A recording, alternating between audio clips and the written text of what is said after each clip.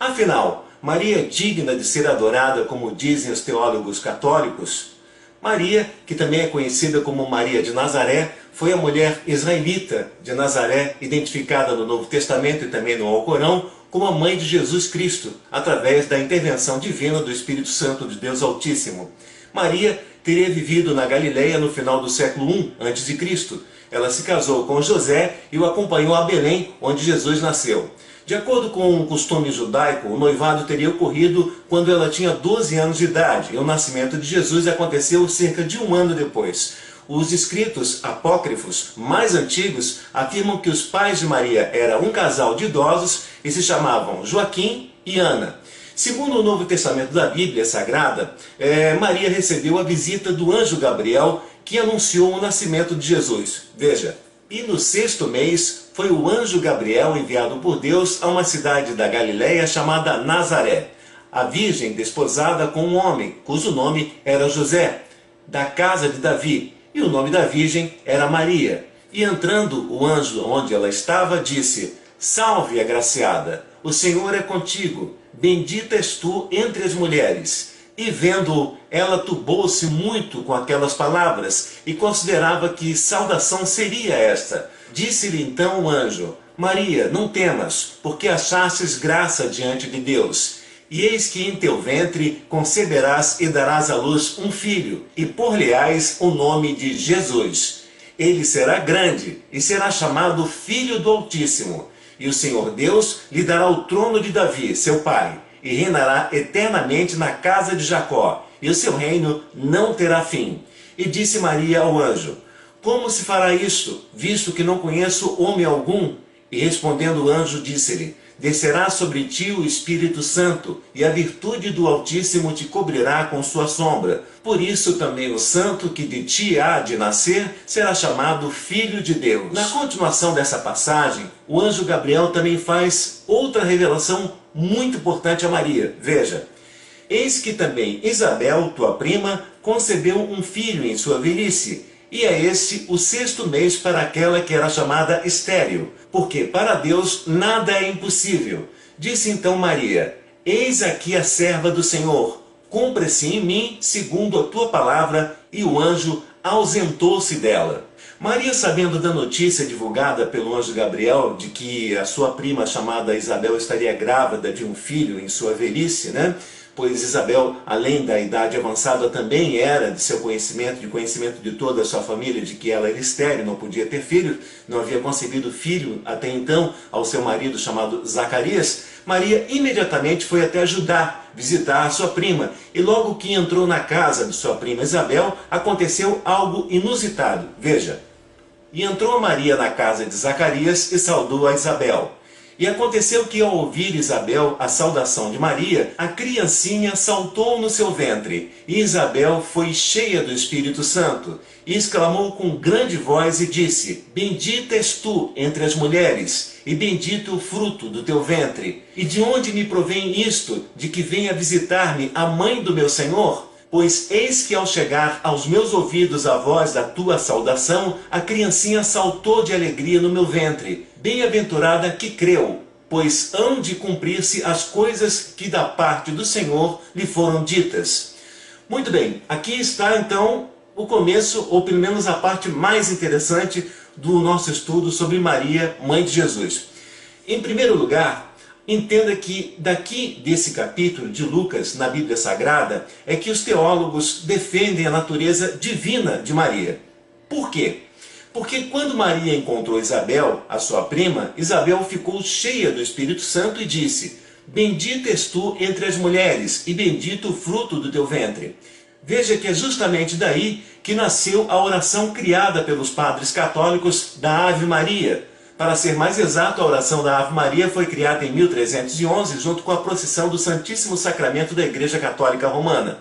A oração consiste, na verdade, em duas partes. A primeira, extraída do Evangelho, da Bíblia, como a gente pode acompanhar até aqui, desde a visita do anjo Gabriel a Maria, até a visita de Maria a Isabel, sua prima, que proferiu essas palavras dizendo: Bendita és tu entre as mulheres, e bendito o fruto do teu ventre. A segunda parte da oração da Ave Maria não está na Bíblia. Foi justamente os padres e os teólogos católicos que inventaram, dando uma conotação de Santa a Maria, colocando inclusive ela acima de Deus, quando diz Santa Maria, Mãe de Deus. Se você ler na sua Bíblia o que realmente Maria disse a Isabel, sua prima, quando ela diz: bendita és tu entre as mulheres e bendito é o fruto do seu ventre, você vai notar uma coisa muito interessante. Veja. Disse então Maria: a minha alma engrandece ao Senhor, e meu espírito se alegra em Deus, meu Salvador, porque atentou na baixeza de sua serva, pois eis que desde agora todas as gerações me chamarão bem-aventurada, porque me fez grandes coisas o poderoso, e santo é seu nome. Veja que Maria, ela rebate a glorificação de sua prima Isabel, e ela, na sua humildade, diz também que precisa da salvação de seus pecados, quando ela chama Deus de meu Salvador. Veja, a minha alma engrandece ao Senhor, e o meu espírito se alegra em Deus, meu Salvador. Então, como ela, segundo os católicos marianos, poderia ser a mãe de Deus, se ela mesma diz que Deus é o Salvador dela? Veja mais uma vez a continuação do que disse Maria, veja aí. Porque atentou na baixeza da sua serva, pois eis que desde agora todas as gerações me chamarão bem-aventurada, porque me fez grandes coisas o poderoso, e santo é seu nome. Perceba a humildade de Maria, que mesmo sabendo que estava gerando no seu ventre aquele que era o fruto do Espírito Santo e Filho de Deus Altíssimo, assim mesmo ela diz: pois atentou na baixeza da sua serva. E Maria ainda arremata no final dizendo o seguinte: porque me fez grandes coisas o poderoso, e santo é seu nome. Aqui ela diz que apesar de ela não ser digna de receber tamanha graça, mesmo assim na baixeza da sua serva, ou seja, ela se diz serva de Deus, e ela ainda finaliza dizendo: santo é o seu nome. E nessa passagem nós entendemos que Maria foi a mais bem-aventurada entre todas as mulheres, por ter sido escolhida por Deus para receber o Filho dele, que veio ao mundo para justificar os pecados de muitos, inclusive até mesmo os pecados de Maria. Então, se você analisar a segunda parte, lógico, dessa oração, a oração da Ave Maria, que foi inventada, logicamente, como eu já falei, pelos padres e bispos e teólogos católicos em 1311, quando também se deu início à procissão do Santíssimo Sacramento, nós vemos que se trata de uma inverdade, pois não está na Bíblia, que é a palavra de Deus, e você na Bíblia procurando, você não vai encontrar essa oração. A segunda parte da oração consiste em adoração a Maria, tirando completamente o foco em Jesus, e que é o verdadeiro Salvador, e em Deus. Então vejamos em parte o que diz a oração. Santa Maria, Mãe de Deus, rogai por nós pecadores, na hora de nossa morte. Você pode notar aqui, nessa segunda parte da oração, que a Igreja Católica chegou a considerar Maria maior que Deus e maior que Jesus, pois tira o foco na verdadeira salvação, que é Jesus Cristo. Se considerarmos ao paganismo introduzido no catolicismo, chegamos à seguinte conclusão: que Maria, Mãe de Jesus, presta atenção, Maria, Mãe de Jesus, é uma personagem histórica da mais pura humildade, que concebeu a Virgem ao nosso Senhor Jesus Cristo, e a Santa Maria dos católicos é outra personagem totalmente diferente da verdadeira Mãe de Jesus, pois segundo os teólogos católicos, a Santa Maria é tratada como um Deus e também é conhecida como a Rainha dos Céus. Se você ler lá no Velho Testamento, na sua Bíblia, você vai notar algo muito interessante. No Velho Testamento diz que o profeta Jeremias que a Rainha dos Céus é uma abominação diante de Deus. Repentinamente, no livro do profeta Jeremias, vemos que Deus diz que a Rainha dos Céus é uma deusa pagã e reprime seu povo de segui-la. Veja aí.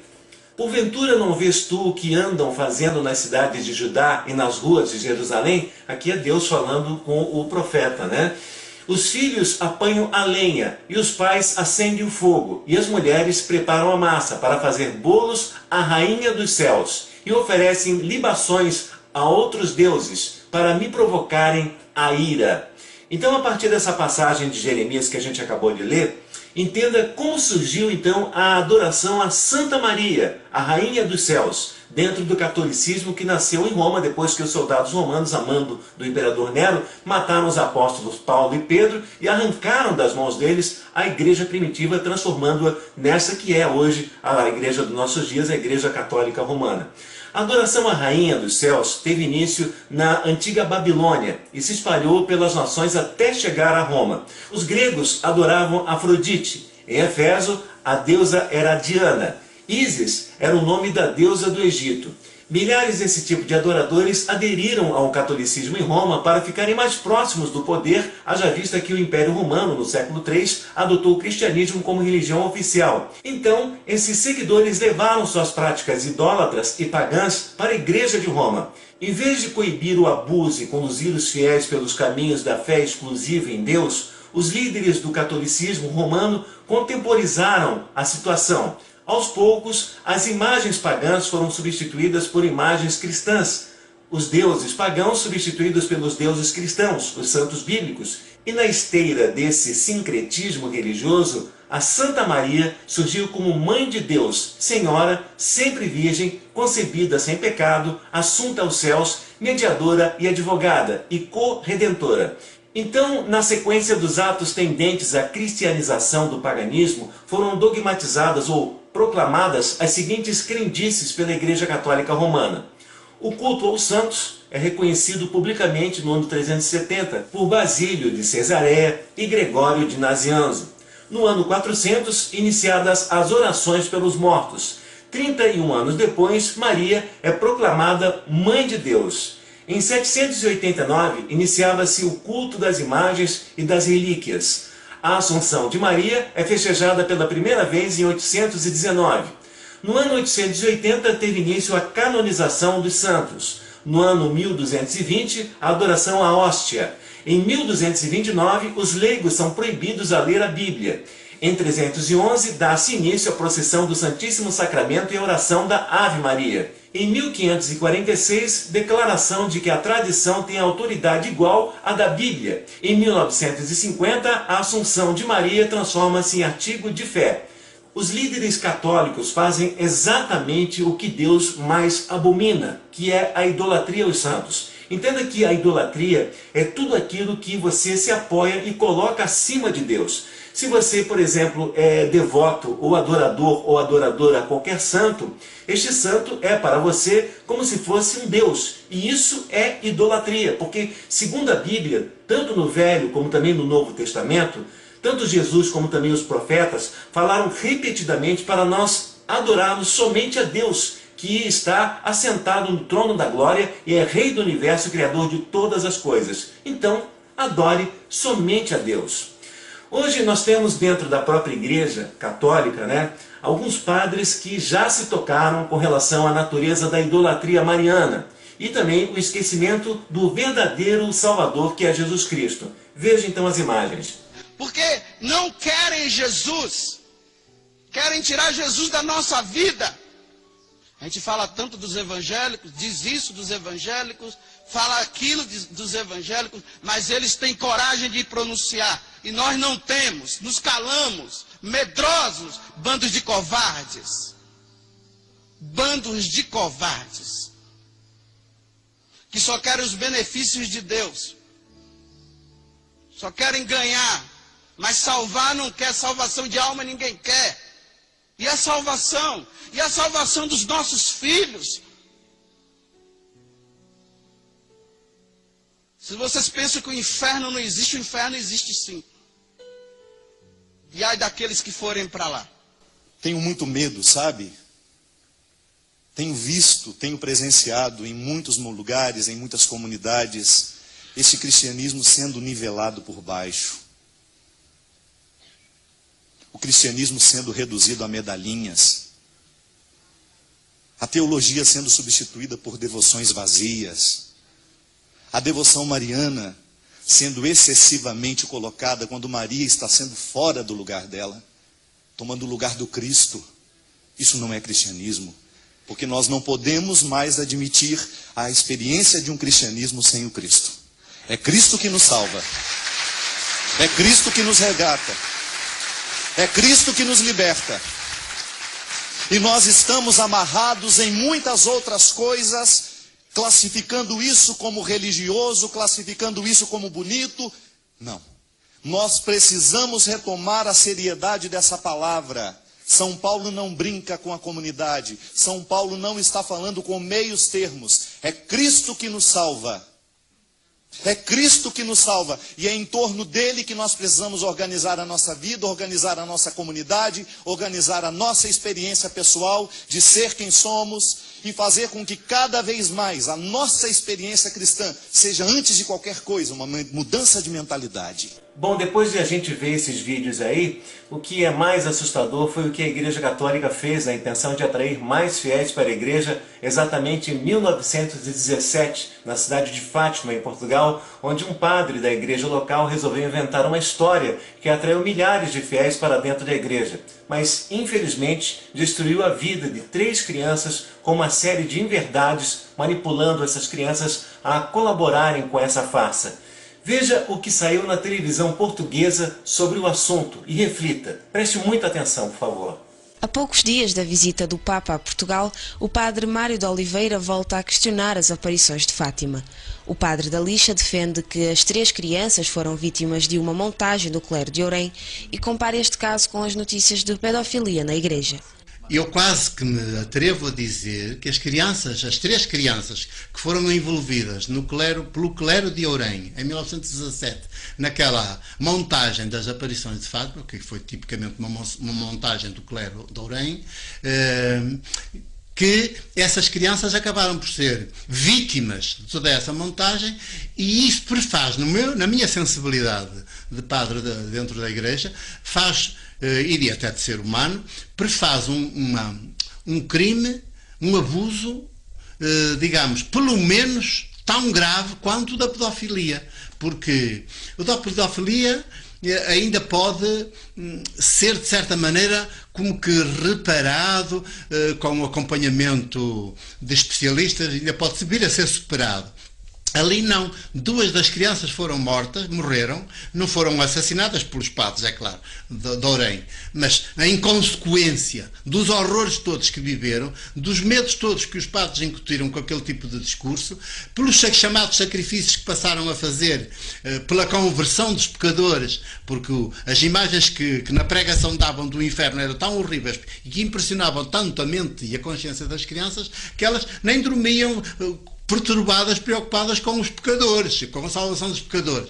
E então faziam sacrifício toda a hora em feitio, não comiam, não bebiam água em pleno verão. Quando veio a pneumónica, poucos meses depois das chamadas aparições, a pneumónica levou imensa gente, também levou aquelas crianças que estavam demasiado fragilizadas, não puderam resistir. A Lúcia sobreviveu porque era mais velha e não era tão sensível à história da conversão dos pecadores, e talvez ela tivesse percebido que tinha sido ali um teatrozinho que tinham montado.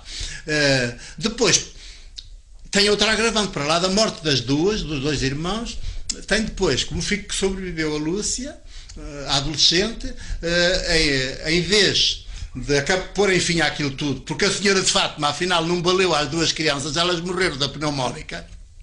Como é que depois anda a querer implantar uma coisa, a dizer que se vai ali fazer milagres e curar os doentes, quando os próprios 2 supostos videntes morreram? Ela não os protegeu aos seus próprios. Então, em vez de soltarem a menina, a Lúcia sobrevivente, para ela fazer uma vida normal, não, encurralaram-na, encarceraram-na por toda a vida. Isto é uma coisa hedionda, é um crime. No livro Fátima Nunca Mais, o padre da Lixa apresenta provas que desmentem as aparições de Fátima. Mário de Oliveira sabe que nos dias de hoje será muito difícil que a Igreja reconheça a suposta mentira. A Fátima transformou-se na Fátima S.A., portanto é uma empresa que dá muito dinheiro à Igreja em Portugal e dá muito dinheiro ao Vaticano. Aliás, eu digo que se o Papa vem a Fátima é porque as finanças do Vaticano estão em baixo. Porque ele nunca vem aqui e vai-se embora de mãos a abanar. Portanto, para lá de tudo que a Curia Romana ganha em publicidade, porque até uma simples t-shirt ou uma pagela paga direitos de imagem e, portanto, paga precisamente à Curia do Vaticano. Depois o próprio santuário tem de fazer chegar, se não faz chegar antes, tem que fazer chegar depois, uma abultadíssima verba que a gente nunca chegará a saber. Como estão em jogo tantos interesses, e a própria instituição eclesial também não quer perder aquela galinha de ovos de ouro, por um lado de dinheiro, e por outro de multidões, que é para dizer, vejam como nós somos importantes e poderosos em gente. Que outra igreja cá em Portugal é que consegue uma coisa desta e tal. Os interesses são muitos e, portanto, eu não vejo, só com uma mudança radical da própria igreja é que ela dirá, tenham paciência, mas isto foi tudo um grande equívoco, uma grande mentira e, portanto, não vamos prosseguir nela, porque queremos ser uma igreja pobre e não queremos ser uma grande empresa turística. A minha pergunta eu já tinha mandado, não sei se o senhor chegou a ver, a respeito da consagração ao Imaculado Coração de Maria. É que eu achei no site do Vaticano um documento de Dom Tarcísio Bertoni, arcebispo emérito de Vercelli, e secretário da Congregação para a Doutrina da Fé. E lá naquele documento havia um texto da irmã Lúcia dizendo que ela tinha confirmado pessoalmente que a humanidade e a Rússia já tinham sido consagrados a Nossa Senhora. E eu gostaria de um comentário seu a esse respeito. Isso é absolutamente falso. Você pega aqui os vídeos feitos pelo irmão Michael Diamond, onde ele mostra a fotografia da irmã Lúcia, como ela era, e da falsa irmã Lúcia que foi mostrada ao mundo pelo Vaticano. Essa é a maior fraude do século XX antes do Barack Obama. Não é possível que as duas pessoas sejam a mesma. Essa irmã Lúcia, a mulher assim, era tão autêntica que usava até batom, meu filho. Outra coisa, ela foi lá, tomou a comunhão da mão do João Paulo II e daí se ofereceu gentilmente para ficar no altar. Você já viu isso? A irmã Lúcia, que vivia na reclusão, querendo lá aparecer em cima do altar, isso tudo foi uma imensa palhaçada. Então esse depoimento da irmã Lúcia não vale a merda nenhuma. Olha, o Brother Diamond, ele exagera muita coisa. Tem coisa que ele fala ali contra o João Paulo II, João Paulo VI, que eu acho que é má interpretação de texto. Mas nesse caso da falsa irmã Lúcia, ele está montado na razão. A prova é cabal e irrefutável, é só ver a fotografia da mulher. A mulher não pode ter ver o queixo retraído e protraído ao mesmo tempo. A irmã Lúcia autêntica tinha o queixo para trás, a outra tem o queixo para frente. Será que o queixo cresceu? A irmã Lúcia tinha os dentes, a irmã Lúcia verdadeira tinha os dentes todos irregulares. A outra aparece com os dentes maravilhosos. Será que fez uma cirurgia estética? Você já viu uma freira reclusa fazer uma cirurgia estética para deixar os dentes bonitinhos? Isso tudo foi uma palhaçada, foi um crime. Essa segunda irmã Lúcia, isso aí era uma farsante, esse negócio foi um crime, isso tem que ser denunciado e todos que foram envolvidos nisso deveriam ir para a cadeia. Obrigado, professor. Boa noite. Obrigado, Will. Procure lá. Michael Diamond. D-I-M-O-N-D. Daí, Fake Brother Lucia. Pode procurar no YouTube que você está tudo lá. As fotografias são de uma evidência, assim, inegável. Inegável. Só um cego não percebe. Bom, depois de assistir esse vídeo aí, voltamos então a falar sobre a personagem da Bíblia, Maria, que é a mãe de Jesus. Vamos refutar nesse nosso estudo alguns argumentos dos teólogos católicos, vamos provar para você, junto à Bíblia e também junto às leis da época de Jesus, como existem algumas séries de equívocos e inverdades com relação ao que o catolicismo entende como se tratar da verdadeira história ou a respeito de Maria, que é a verdadeira mãe de Jesus. Os teólogos católicos defendem que Maria, apesar de estar casada com José, foi virgem até sua morte. Bom, você sabe, assim como eu, que Maria e José estavam na carne, assim como nós nos dias de hoje, E como a própria Bíblia diz, que da carne para nada se aproveita, Porque a carne tem desejos, a carne tem malícia, a carne tem instintos da própria carne. Então, vamos pensar sério, É óbvio que um homem recém-casado não vai ficar a vida toda sem ter relações com sua esposa. Afinal, o sexo no casamento é abençoado por Deus. E Deus sabe que a carne é fraca, principalmente quando se refere a esse assunto.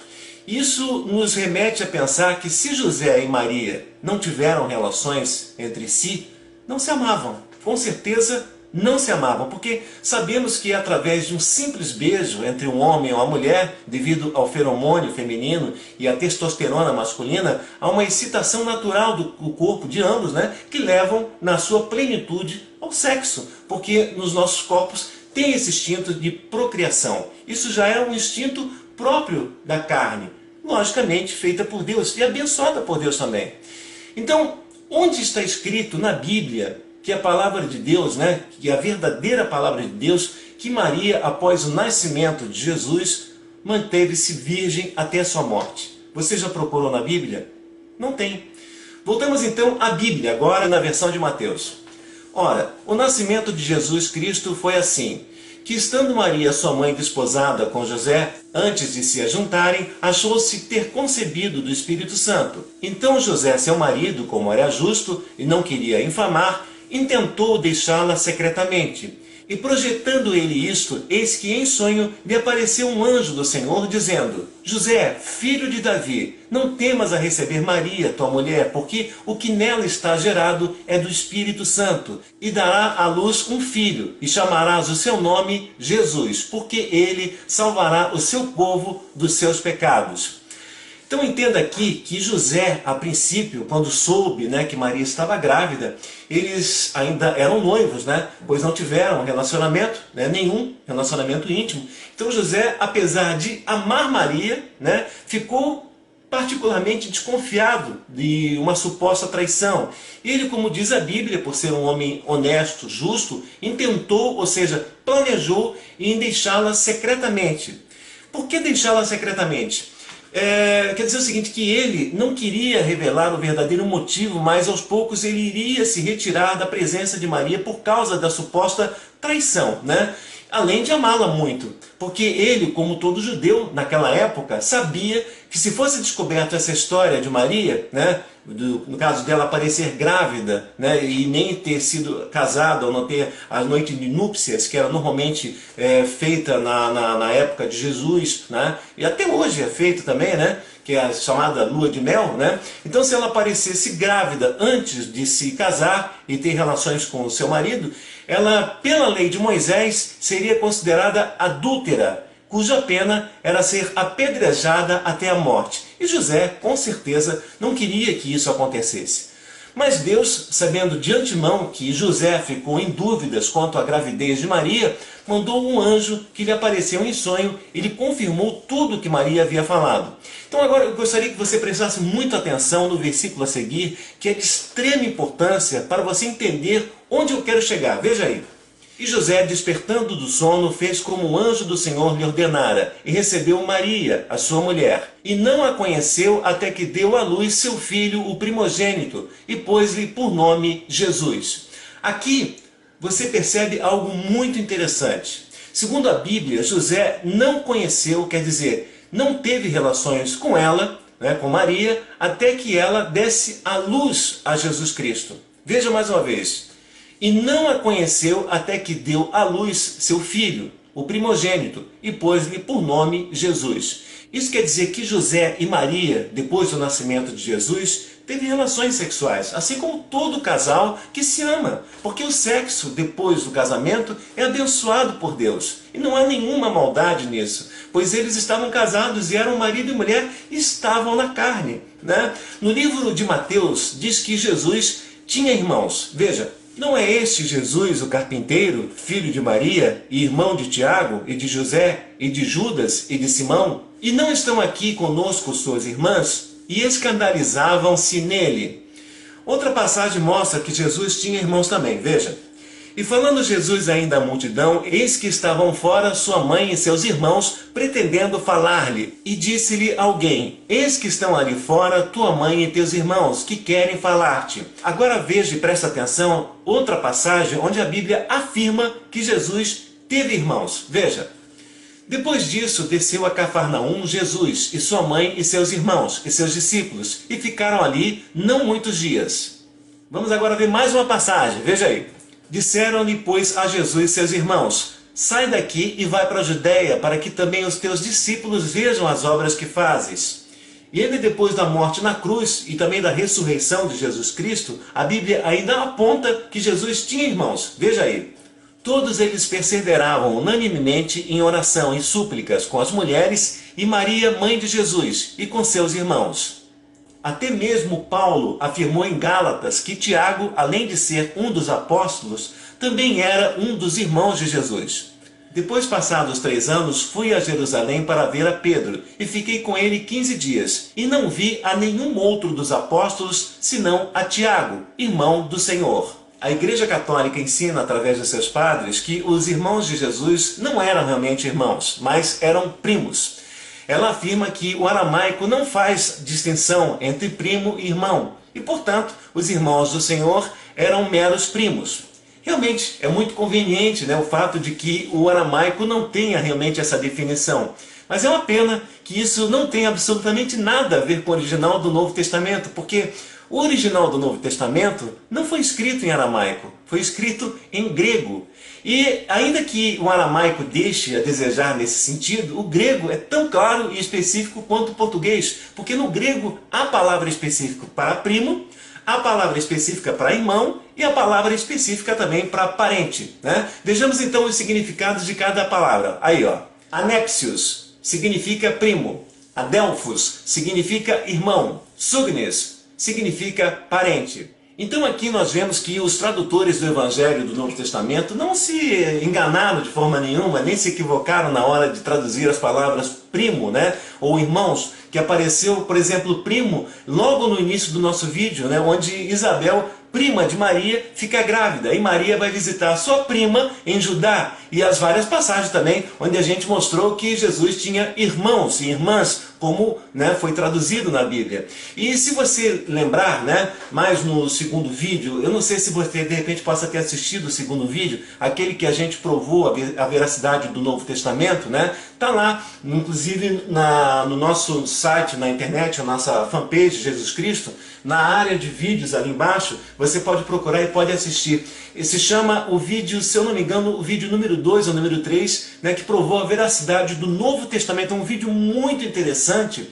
E nesse vídeo a gente está falando sobre a ressurreição de Jesus. Nós falamos também de um texto fora da Bíblia, totalmente escrito fora da Bíblia, que foi feito por Flávio Joséfo, que por muito tempo foi escrivão acompanhante das milícias romanas. No texto de Flávio Joséfo, ele disse que o irmão de Jesus, que se chama Tiago, foi condenado à morte. Vamos ver só um pedacinho então desse segundo vídeo, ou terceiro vídeo. Vamos lá. Falando do golpe de Estado promovido pelo sumo sacerdote Anã após a morte de Festo, Joséfo diz que o sumo sacerdote convocou uma assembleia de juízes e colocou diante deles o irmão de Jesus, que é considerado o Messias. Seu irmão se chamava Tiago, e com ele havia alguns outros. A estes, Anã acusou de terem transgredido a lei e os entregou para serem apedrejados. Outro ponto importante para ser esclarecido é com relação a Jesus, já na cruz, ter dito para o apóstolo João. Veja aí. Ora, Jesus, vendo ali sua mãe e que o discípulo João, a quem ele amava, estava presente, disse a sua mãe: Mulher, eis aí o teu filho. Depois disse ao discípulo João: Eis aí tua mãe. E desde aquela hora o discípulo João a recebeu em sua casa. Então encontramos esta passagem significativa de Maria aos pés da cruz no Evangelho de João, que é de João de 19, 26 até 28. Aqui se entende que Jesus estava então entregando a sua amada mãe aos cuidados do apóstolo João, também chamado discípulo amado, que a partir daquela hora a recebeu em sua casa, como diz ali, em sua casa. Jesus, não obstante as suas dores físicas e morais do martírio da cruz, pensa em sua mãe e não quer deixá-la sem proteção. Sua mãe precisava de proteção. Maria, mãe de Jesus, não podia ajudar ninguém nesta hora de dor e sofrimento, mas precisava de amparo. Ela devia estar com a idade mais ou menos de 46 anos. Também levando em conta que Maria era viúva e precisava de um apoio de alguém do qual Jesus podia confiar depois de sua morte. Pela tradição judaica, as viúvas até hoje são vistas nas ruas de Israel. Eu mesmo, inclusive, filmei uma delas caminhando, como você pode ver aqui um pedacinho, né? Em muitos lugares, a Torá, que é o livro da lei judaica, adverte a ter uma consideração especial com as viúvas. E quanto a Torá se refere às viúvas, refere-se também de suas condições econômicas, geralmente precárias. E pelo menos uma dúzia de lugares a Torá menciona especificamente as viúvas entre as pessoas carentes. Por incrível que pareça, Jesus parecia prever que no futuro algum falso profeta interpretaria Maria, sua mãe, como uma deusa. E até maior importância do que ele, que foi crucificado. E até mesmo maior que Deus, sendo até legitimamente digna de ser chamada Mãe de Deus, como a teologia católica aponta. E por isso, por incrível que pareça, né, está escrito no livro de Lucas. Veja bem, enquanto Jesus ensinava a palavra de Deus, uma mulher levantou a voz no meio do povo e lhe disse: "Bem-aventurado o ventre que te trouxe e os peitos que te amamentaram." Mas Jesus replicou: "Antes, bem-aventurados são aqueles que ouvem a palavra de Deus e as observam." Muito forte, né, gente? Aqui Jesus deixa bem claro que a salvação não está em Maria, sua mãe, mas em todos aqueles que ouvem a palavra de Deus e as observam. Segundo os teólogos católicos, né, Maria aparece no Apocalipse, nessa passagem aí, veja só. "E viu-se um grande sinal no céu, uma mulher vestida de sol, tendo a lua debaixo dos seus pés, e uma coroa de 12 estrelas sobre sua cabeça. E estava grávida e com dores de parto, e gritava com ânsias de dar à luz. E viu-se um outro sinal no céu, e eis que era um grande dragão vermelho, que tinha 7 cabeças e 10 chifres, e sobre suas cabeças 7 diademas. E a sua cauda levou após si a terça parte das estrelas do céu, e lançou-as sobre a terra. E o dragão parou diante da mulher que havia de dar à luz, para que, dando ela à luz, lhe tragasse o filho. E deu à luz um filho, homem, que há de reger todas as nações com vara de ferro. E o seu filho foi arrebatado para Deus e para o seu trono. E a mulher fugiu para o deserto, onde já tinha lugar preparado por Deus para que ali fosse alimentada durante 1260 dias. Gente, a mulher que aparece no livro de Apocalipse não é Maria, mas sim a nação de Israel. E eu vou provar isso para você, veja aí. "E viu-se um grande sinal no céu, uma mulher vestida do sol, tendo a lua debaixo de seus pés, e uma coroa de estrelas sobre sua cabeça." Essa mulher, na verdade, é a nação de Israel. E aparece também em Gênesis 37, onde José teve um sonho dizendo que seus 11 irmãos se prostrariam diante dele, juntamente com seu pai e sua mãe. O Apocalipse mostra-nos a mesma versão, ou a mesma visão, só que com 12 estrelas, ou seja, as 12 tribos de Israel, sendo que José, no caso, seria parte de uma dessas tribos. Em Gênesis 37:9, teve José outro sonho, e contou a seus irmãos, dizendo: "E teve José outro sonho, e contou a seus irmãos, e disse: Eis que tive ainda outro sonho, e eis que o sol e a lua e 11 estrelas se inclinavam a mim. E contando a seu pai e seus irmãos, repreendeu o seu pai, dizendo-lhe: Que sonho é este que tiveste? Porventura viremos eu e tua mãe e teus irmãos a inclinar-se-nos perante a ti em terra? Deus chama a Israel de mulher, desamparada, que seria amparada pela sua redenção em Isaías 54, de 4 a 7. E também em várias passagens proféticas do Antigo Testamento. Israel é retratado como esta mulher. Portanto, ouço uma voz, como a de uma mulher que, estando de parto, uma angústia como a de que está com dores de parto, do primeiro filho, a voz da filha de Sião, ofegante, que estende as suas mãos, dizendo: Ó, ai de mim agora, porque já minha alma desmaia por causa dos assassinos. Agora então vamos ler a mesma passagem do Apocalipse, já com interpretação segundo a própria Bíblia. Veja aí. Eu gostaria inclusive que você observasse, tá? Antes da gente mostrar, e você observasse com muito cuidado que isso que nós vamos ler agora é uma parábola, né? E por ser uma parábola, ela fala sobre coisas do passado que aconteceram com o povo de Israel e fala também de coisas do futuro que vão acontecer no final dos tempos, com a vinda do anticristo. Veja então.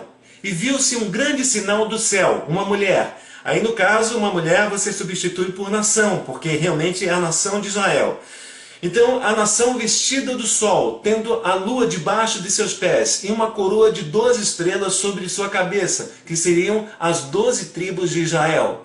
Estava grávida e com dores de parto e gritava com ânsias de dar à luz. E viu-se outro sinal no céu, eis que era um grande dragão vermelho. No caso desse dragão vermelho, aí está falando do diabo, que tinha 7 cabeças e 10 chifres, e sobre suas cabeças 7 diademas. Aqui já fala do futuro, fala sobre a igreja que foi levantada entre as 7 colinas de Roma, sendo que ela terá 7 reis, que são as 7 cabeças, e fala também sobre os 10 chifres, que são as 10 nações que vão adorar o anticristo. E a sua cauda levou após si a terça parte das estrelas do céu, e lançou-as sobre a terra. Então aqui você vê que está falando novamente do passado. Estes são os anjos que o diabo levou com ele para a terra, que são os demônios, né? E o dragão parou diante da mulher. Aí, no caso, o diabo perseguiu a nação de Israel através do faraó, que não queria soltar os israelitas da escravidão, né? Mas, finalmente, Moisés conseguiu retirar o povo da escravidão do faraó, e para a nação de Israel foi prometido, através dos profetas, o Messias, né? Que haveria de nascer naquela nação. E aí continua, e deu à luz um filho, homem, Jesus Cristo no caso, né? Que há de reger todas as nações com vara de ferro. E o filho dessa nação foi arrebatado para Deus e para seu trono. Aqui fala sobre a ascensão de Jesus Cristo, que depois da ressurreição, né, subiu aos céus e está sentado agora à destra de Deus. E a mulher, que os teólogos dizem se tratar de Maria, mãe de Jesus, a Santa Maria, né, dos católicos, na verdade, é a nação de Israel.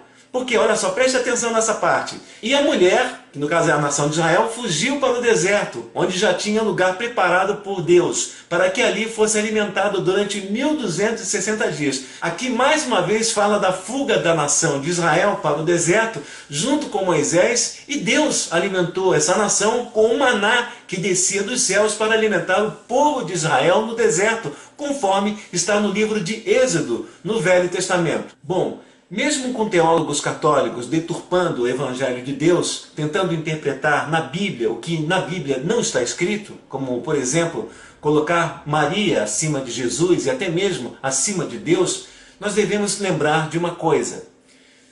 Essa parte na Bíblia é muito importante, gente. Jesus disse: "Eu sou o caminho, a verdade e a vida. Ninguém vem ao Pai senão por mim." Então entenda que não há outro caminho que nos leve a Deus. Ou seja, nem Maria, nem José, nem Paulo, nem um parente da sua família que já faleceu, nem Buda, nem Confúcio, nem Maomé, nem Chico Xavier, nem Allan Kardec podem nos levar à salvação e à vida eterna. Somente Jesus Cristo.